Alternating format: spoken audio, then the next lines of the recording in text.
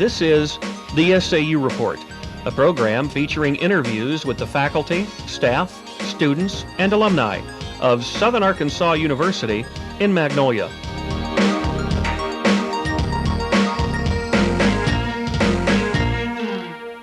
Welcome to this edition of the SAU Report. I'm Bryan Jones. And I'm Cory Wages. Today on our Student Issues Forum, we have Matt Gatlin and Cyndy Williams. Cyndy, what are some positive qualities about SAU, such as the faculty, students, and it being a small college? Well, I really enjoy the faculty here. I think it's a really good high point for here at SAU. They have like a one-on-one with the students, and that's really good. They really care about how much we learn, and they care about what we do in class. So they'll get with us, they'll talk with us a lot, and just have a really good relationship with us.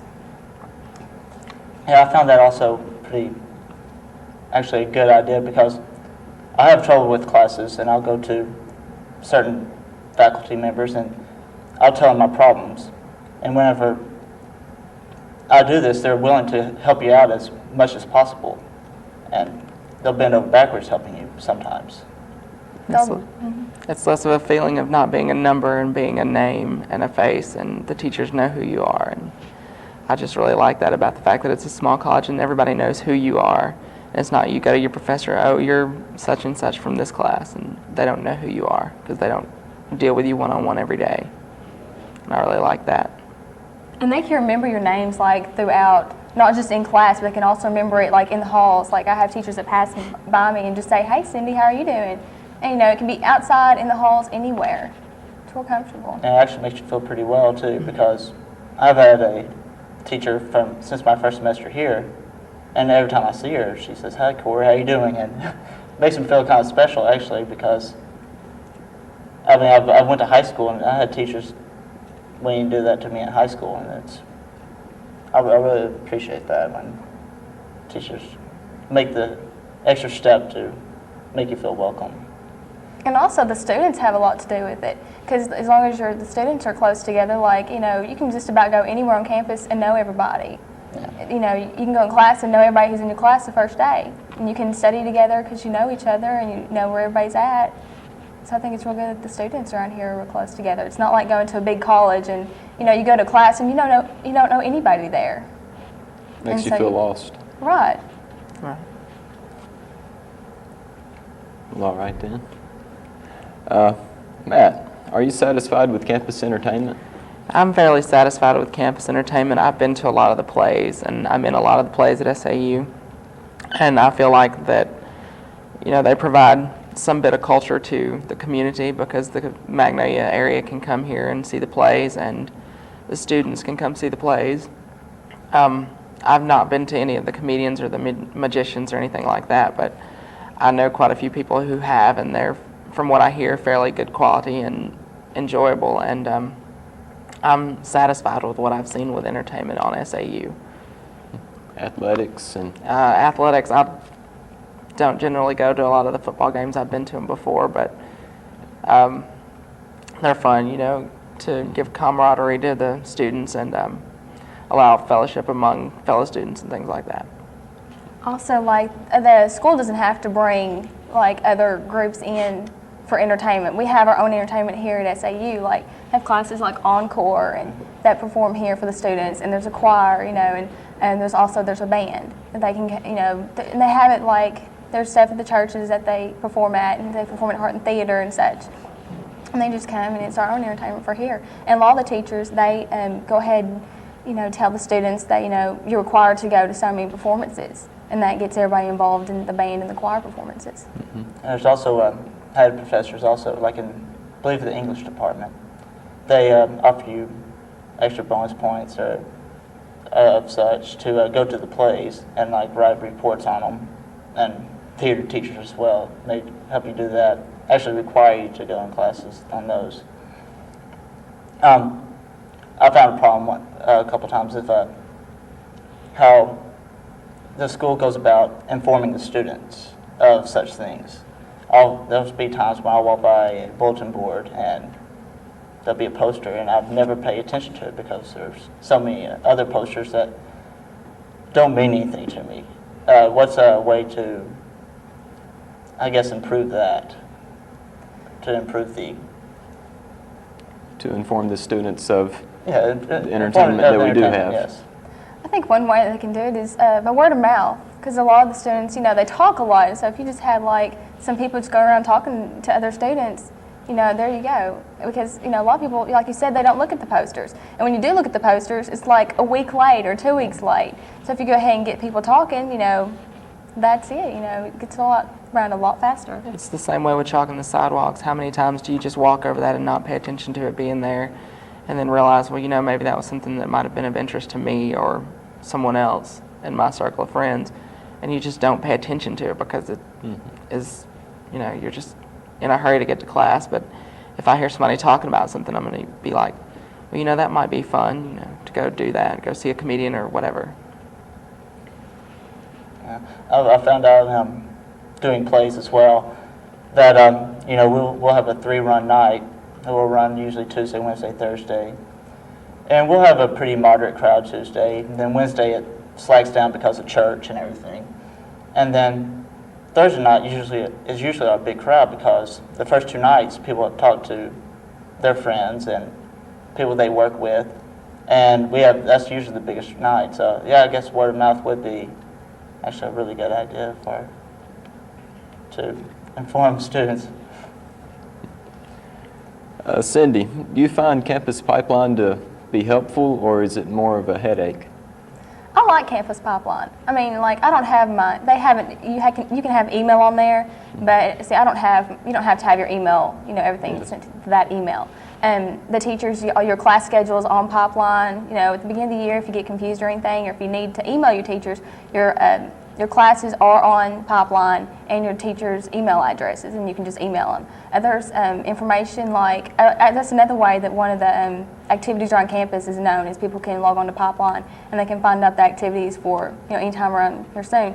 Also, I think there's at one time the chicken, what's it called, the place that sells chicken in the Bruce Center.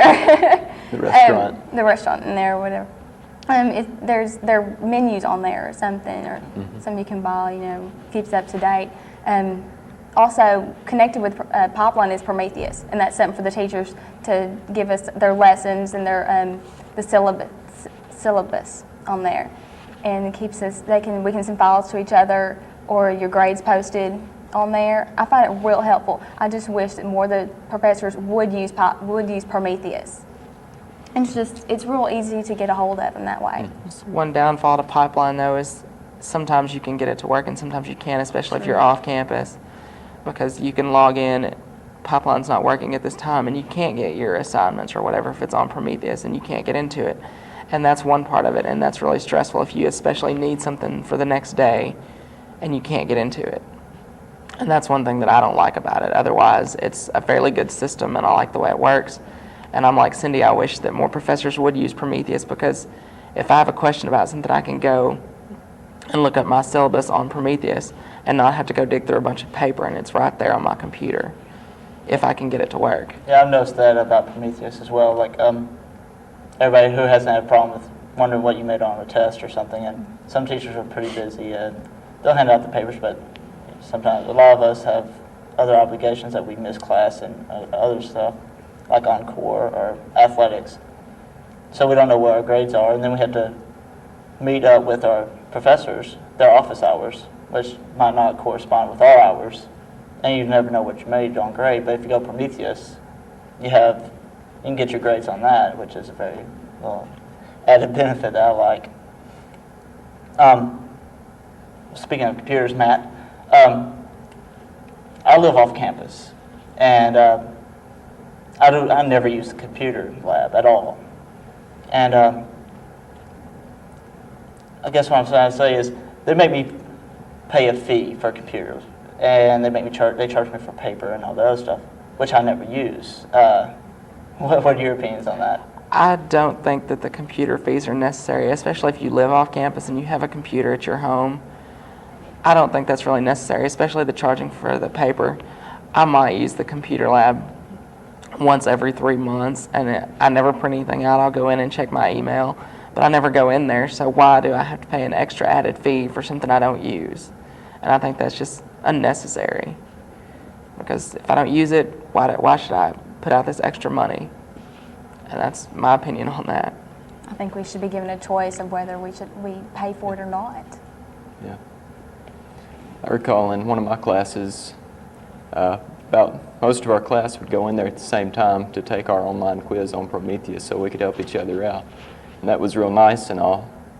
But my future sister-in-law, she's taking an internship in Missouri. She's going to live 6 hours away from here, and she's still going to have to pay for those computer fees and stuff. There's no way she's going to use that. That's a good point there. Cyndy, what are your opinions on the dorm quality? Do you think they should be improved, or how could they be improved of some sorts? Well, actually, dorm life is really hard. You know, it's hard for as many people to live in the dorms as possible. And of course, it's not going to be your home. It's not going to be perfect. Some of the problems that have happened lately is cleaning problems. Well, the janitors can get in there and clean in the morning, and it can be real clean. By the afternoon, it's trashed. I mean, the bathrooms are terrible. It's disgusting. It's like you can't even go in there. And for what we pay for it, I feel like, maybe they should improve, maybe have more janitors to where they can go out throughout the day and not just the morning time.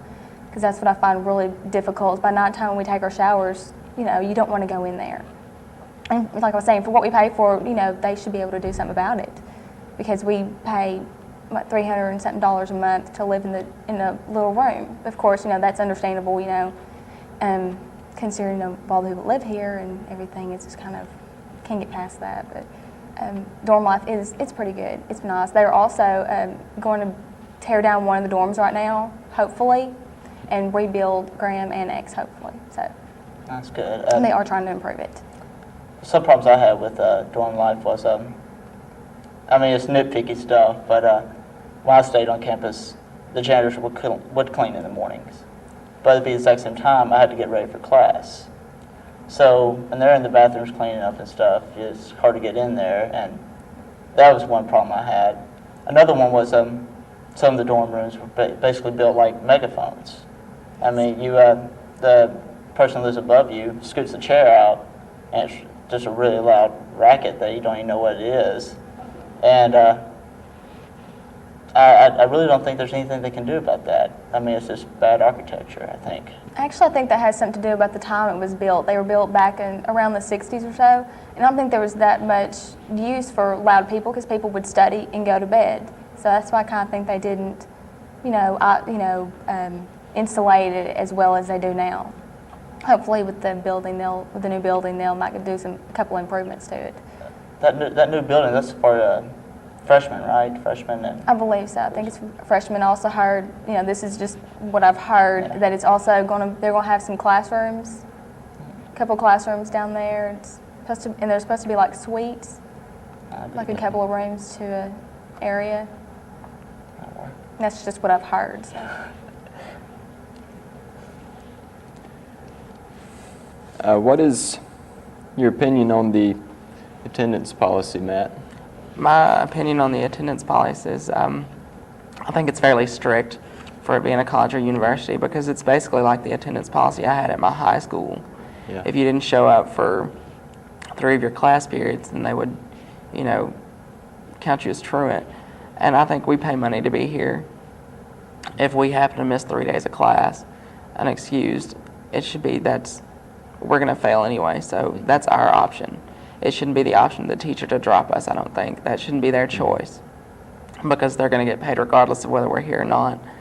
And I think if we're paying the money to be here, why bother with taking roll and making sure who's here is, I just don't think that's a fair attendance policy, because I don't think there should even be an attendance policy, basically. I think it's kind of treating us like kids. Basically, yeah, it's treating us like we're still in high school. And by the time most of us get here, we're adults and we can think on an adult level. And if we don't want to go to class, then we shouldn't have to go to class. Like, if you're taking an easy class and you can go to class and pass it by just taking the test, then why bother with taking roll? yeah, I had a friend that, it wasn't this college, it was a different college they went to, and it was Spanish. He was pretty good at Spanish. And he would show up and take the test. It was okay with the professor because he understood that if he knew it, what's the point for him driving? He had to drive an hour. He had to commute back and forth, and the professor understood that it'd be kind of pointless for him to drive all that way just for classes every night. So he only just showed up and took the test, and he still passed the course with an A. And I wish SAU was kind of like that. Right. Because I had the same thing for college algebra. I could do it math really easily, and it was no problem for me. But I had to show up for every class. Otherwise, I could be dropped out from that class and lose my scholarship or anything else. Right. Which I don't find too fun.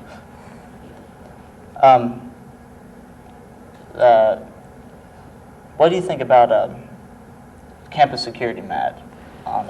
My opinion of campus security, I think the security guards do a fairly good job. The SAU police officers, they all do their job. I've seen them at nights before walking around and locking the doors. I did hear something about the buddy system where you can call for an escort. I don't know if they still do that or not, but I've heard that they don't, and I don't think that's quite right. And I do know from what I've heard from other people that they will send people at night to unsafer areas of campus if they're out loitering about, and I don't think that's quite fair security-wise. And I think that it's just, there are some things they could do differently and some things that they don't need improvement upon. An example of what he's talking about them sending people to unsafe areas is, I know last semester in front of Herod, we have benches where you can sit down. Well, after 10 o'clock, people would go out and they would smoke because it's not allowed in the dorms. And the police officer would come up and escort them and tell them, you cannot stay in this area. You have to go out to the mall area, which is it's not well lit, and it's not safe. I don't feel like. And they, 2 people just out there smoking. They said they can't loiter around there because loitering causes trouble. Well, I don't see how they could cause trouble just sitting there. They told them they had to go off in the mall area. Yeah. And Harrod's a non-smoking dorm, right? Right. So you have to go outside to smoke. Right. And they make you walk, about 100 yards around another building where there's no sight lines. Right. And there's very little lighting in that area too. The area that you have to walk through to get to the mall area, it's very unlit and you can't see what's there, and there's bushes. So I just think that's unsafe, especially for ladies going to that area to smoke. I don't think that's very wise to send them there when they're in a well-lit area where there are people coming through there on a regular basis. Yeah, there's 4 lights, I believe. I'm not sure. Don't quote me on that, but I believe there's 4 different lights in front of Herod, and there's somebody at their desk by a phone. So I mean, if anything happened, they could call somebody. Right. Right. And what would be the difference between going to the mall area and staying at the dorms anyway? I mean, would they not want you loitering at the mall if they don't want you loitering at I think dorms? it might have had something more to do with one time we were having noise problems outside of Herod. They come through the windows, but still, no matter where you are, there's always noise problems. Right. Shut the window, block it out. Yeah, the only thing they can live do. with it. Yeah. Basically, I mean, you're going to have noise problems if you move away off campus too. Anywhere. Yeah. Anywhere. So, Matt, what is your opinion on the food services in the cafeteria? My opinion on the food services, I think they've done a fairly good job with improvement. Before this semester, I didn't eat in the cafeteria because I lived off campus, and this semester I worked in the cafeteria, so I had an opportunity to eat the food that was there and that was prepared by the cooks. And from what I've talked to other students who've eaten there in the past, that it has been improved upon, and there are still more improvements being made, and I think that's a positive first step to getting the students to realize that maybe it's not home cooking, but it is actually fairly decent food. It's not some weird food that's just not normal to anybody, and so from what I've talked to people, that it has gotten better and they do like it more now since they've made these different changes, because there's more options on what you can eat. There's a grill line and also stir fry, and I know for lunch they offer vegetarian entrees for students who are vegetarian or can't or because of certain religious backgrounds, they can't eat meat or anything like that. But I can't really speak upon past experiences in the cafeteria because I've only known about it for this year, and I know the improvements they've made now since they've been taken over by new managers and things like that.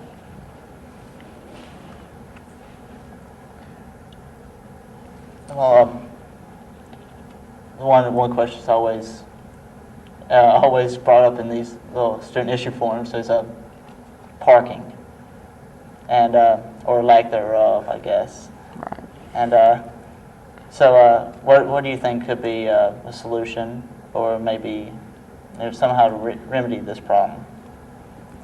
Parking's a really touchy subject. SAU is not a very large campus, so we don't have a lot of options for parking. A lot of people say take down the trees that are over by Overstreet. Well, I'd hate to see those trees gone. We can't have all pavement and no trees because that's part of the beauty of SAU. It's the pretty forestry around. So I don't know. I wish there was a way that they could, instead of making the parking spaces wider, if they could go make like a parking garage. That's just maybe a far-fetched idea, but I think that'd be kind of a good idea. I know parking, paved parking is really, really expensive for the school. I'm not really sure how much it is, but it's really expensive. So that's why there's a lot of gravel parking. Yeah. There's just not a lot of space for parking here at SAU.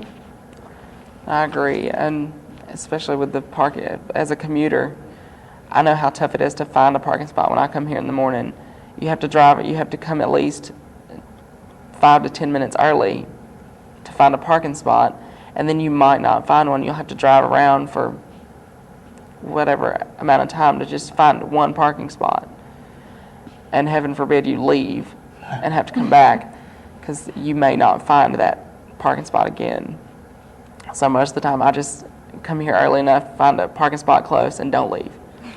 Or if I do leave, I leave with somebody else. But that's just my take on that. It's just, I like the parking garage idea. Yeah, it may be far-fetched, but it might give us the solution to having to drive around to find a parking spot. And then when we have science fairs and economics fairs, and those type of things where high school students and buses come up here, there's really just not enough parking places, is there?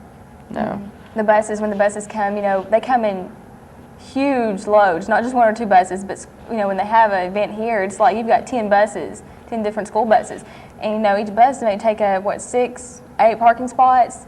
But times that by 10, you've got 80 parking spots just about. It doesn't matter where they park, anywhere, even down by the football field. I think parking's even down there. Students take, when the buses take them.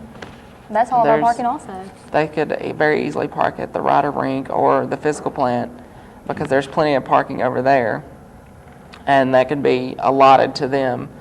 They're here for the science fair, let them park at the Ryder Rink or the physical plant because there would be plenty of parking there for them, and it would be within fairly easy distance of where they're going, either the Armory or the Agri building or to the business building.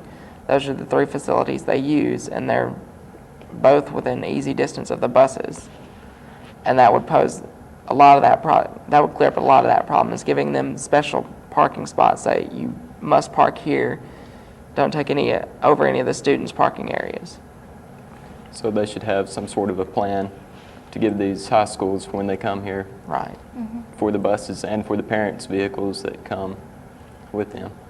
And just basically give them a plan of action where this is where you need to go, this is where you need to park, these are your allotted parking spots. Don't take up anything else. Especially the buses, not necessarily the cars, because those don't pose a lot of the problem. It's mainly the school buses that cause a lot of that problem. I also found that there's a problem on plays come up, or anything in Hart Theater, period, is when they everybody parks in the front of Overstreet, and then they have no place else to park because the nearest parking lot is across the road or over there by the art building. But I'd like to thank you, Matt Gatlin and Cyndy Williams, for joining us on Student Issues Forums today, and thank you for watching.